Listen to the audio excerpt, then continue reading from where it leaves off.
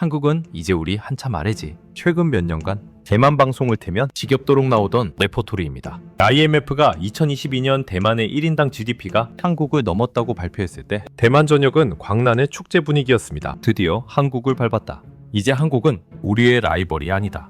언론은 데서트피라고, 정치인들은 자신의 공이라며 떠들어댔습니다. 하지만 그 화려한 숫자, 대만 국민이 부자가 됐다는 뜻이 아닙니다. TSMC라는 괴물 기업 하나가 만든 거대한 착시일 뿐입니다. 대만은 반도체 호황에 취해 현실 감각을 잃고 자아도취에 빠져 있었습니다. 하지만 지금 그 오만의 대가가 참혹한 청구서가 되어 돌아오고 있습니다. 대만의 진짜 경제 성적표, 그 끔찍한 진실을 낱낱이 알려드립니다.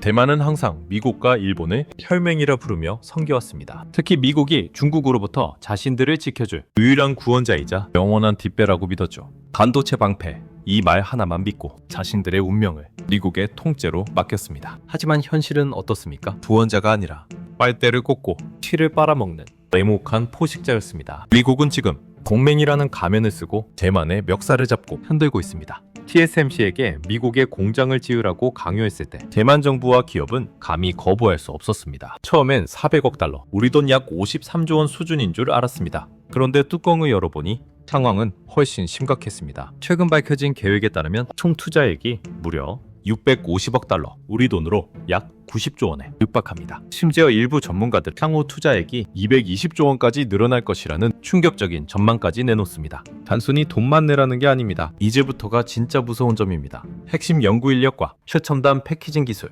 싹 다 미국 본토로 가져오라는 겁니다. 이건 투자가 아닙니다. 국가의 존망이 걸린 핵심 기술을 통째로 상납하는 조공이자 기술 셔틀입니다.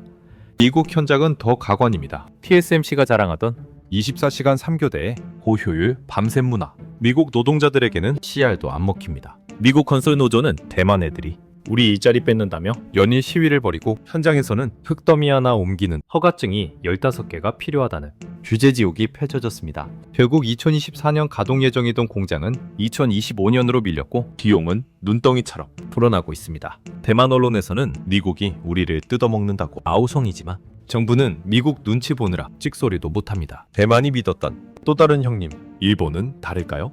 대만은 일본을 가장 친절한 이웃이라 믿고 구마모토에 공장을 지었습니다. 일본 정부가 보조금 4,760억엔, 약 4조 5천억 원 퍼주겠다고 하니 감동해서 눈물이라도 흘렸을 겁니다. 하지만 세상에 공짜 점심은 없습니다. 특히 일본에게는 더더욱요. 전문가들은 경고합니다. 이 보조금은 미끼일 뿐이라고요. 일본은 TSMC의 기술을 흡수해 망해버린 자국의 반도체 산업을 부활시킬 재료로 쓸 뿐입니다. TSMC가 일본 공장의 지분을 50%도 못 가져가는 기형적인 구조가 그걸 증명합니다. 일본 기업인 소니와 덴소가 주요 주주로 참여해 기술을 공유받는 구조. 이게 무슨 뜻이겠습니까? 결국 껍데기만 남고 알맹이는 일본이 다 가져가는 철저한 호구 계약인 셈입니다. 2030년 미국 애리조나와 일본 구마모토 땅에서 최신 반도체가 펑펑 쏟아져 나오는 그 순간 대만의 지정학적 가치 정확히 0이 됩니다. 미국 입장에서 생각해보세요. 핵심 공장이 다 자기네 땅에 있는데 굳이 중국과 전쟁을 불사하며 핵전쟁의 위험을 감수하고 대만을 지켜줄 이유가 단 하나라도 있을까요? 믿었던 형님들에게 기술 다 털리고 돈 다 뺏기고 결국엔 토사구팽당하는 한양계 신세.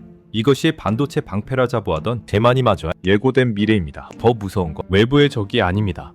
대만 경제 내부에서 자라나고 있는 거대한 암덩어리입니다. 우리는 이것을 네덜란드병이라고 부르지만 대만의 상황 그보다 훨씬 심각한 말기암입니다.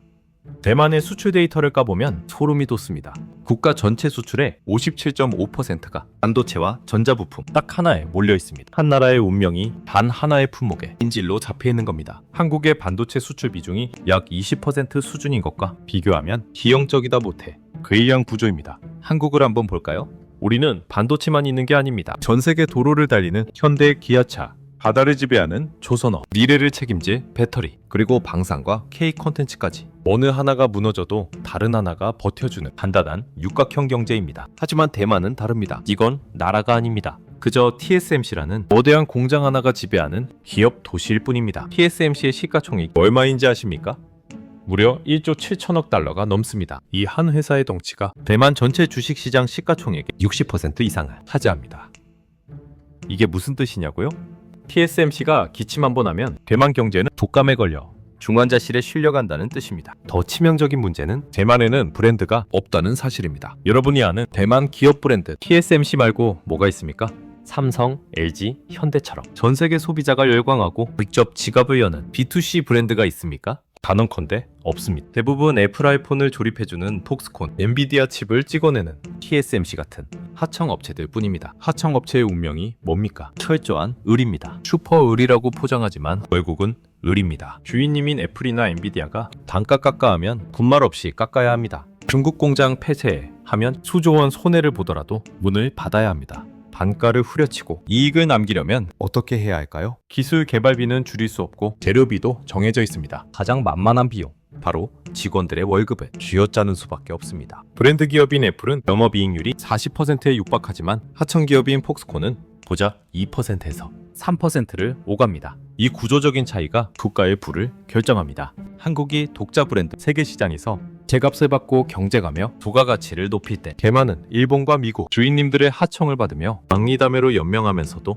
우리가 파트너라고 착각하고 있었던 겁니다. 그 착각의 대가는 고스란히 국민들의 고통으로 전가되었습니다. 기업은 부자가 되는데 국민은 가난해지는 기이한 현상의 원인이 바로 여기에 있습니다. 반도체로 돈을 쓸어 담았으니 국민들도 부자가 됐을까요? 1인당 GDP가 한국을 넘었다니 다들 떵떵거리고 살아야 하지 않을까요? 천만에요.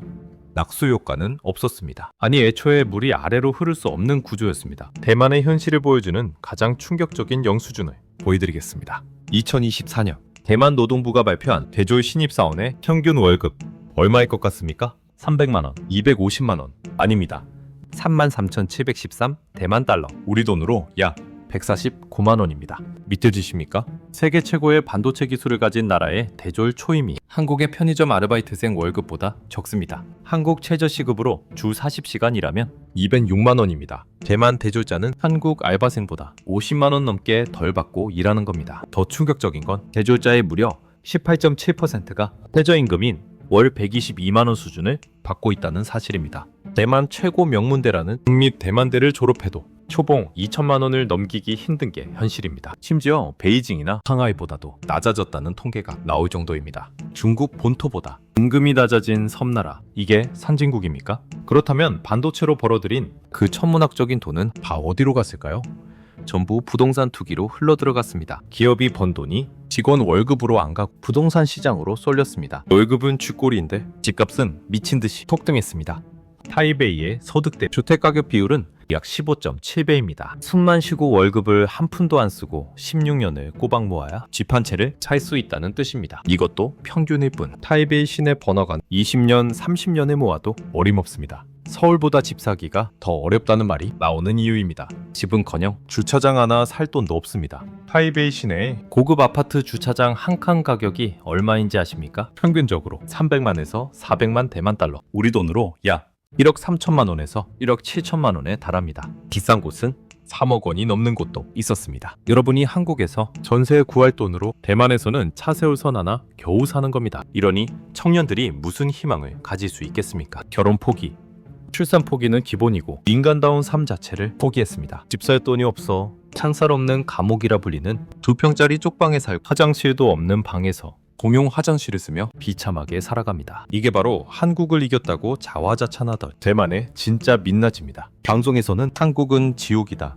한국 청년들은 불행하다며 떠들어대지만 정작 자기네 청년들은 편의점 도시락 하나 사 먹기도 손이 떨리는 월급을 받으며 절망하고 있습니다. 남의 불행을 조롱하며 자신의 비참한 현실을 잊어보려는 슬픈 몸부림. 이것이야말로 블랙 코미디가 아니고 무엇이겠습니까? 돈 문제만이 아닙니다. 대만의 미래 자체가 말라 비틀어지고 있습니다. 국가의 핏줄인 전기와 물, 그리고 사람이 사라지고 있습니다. 반도체 공장은 전기 먹는 하마입니다. 24시간 멈추지 않고 돌아가야 하니까요. TSMC 혼자서 대만 전체 전력 소비량의 약 8%를 씁니다. 앞으로 공장을 더 지으면 12% 이상을 혼자서 삼키게 됩니다. 이미 대만은 완성적인 전력난에 시달리고 있습니다.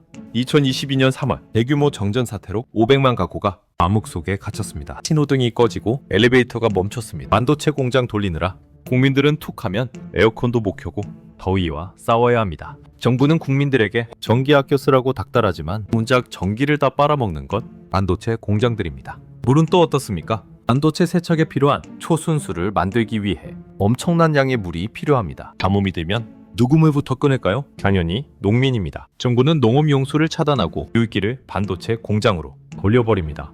농구들은 농사를 포기하고 말라가는 논밭을 보며 피눈물을 흘립니다.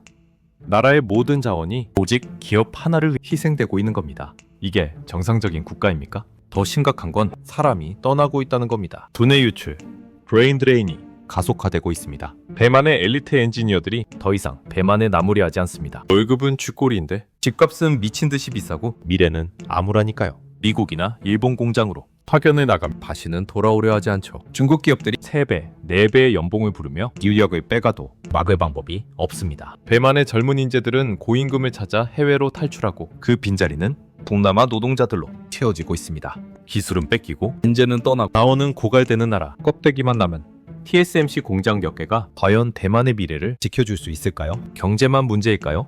외교는 더 처참합니다. 대만은 국제사회에서 왕따나 다름없습니다. 공식적으로 수교를 맺은 나라가 몇 개나 될까요? 고작 12개국 남짓입니다. 그마저도 대부분 작은 섬나라들이나 인국들입니다. 한국은 전 세계 193개국과 수교를 맺고 있습니다. 체급 차이가 다릅니다. 대만 사람들은 일본을 짝사랑합니다. 외지진이 나면 성금을 제일 많이 보내고 일본 차를 타고 일본 여행을 갑니다. 하지만 대만을 어떻게 생각할까요? 그저 이용해 먹기 좋은 카드일 뿐입니다. 중국 눈치를 보느라 대만과 정식 수교도 맺지 않고 있습니다. 필요할 때만 대만은 소중한 파트너라고 립서비스를 해주지만 결정적인 순간에는 언제든 등을 돌릴 준비가 되어 있습니다. 미국도 마찬가지입니다. 미국의 목표는 대만을 지키는 게 아니라 반도체 공급망을 지키는 것입니다. 반도체 공장이 미국으로 다 옮겨가며 대만은 그저 중국을 견제하기 위한 불침 항목, 군사기지로서의 가치만 남게 됩니다.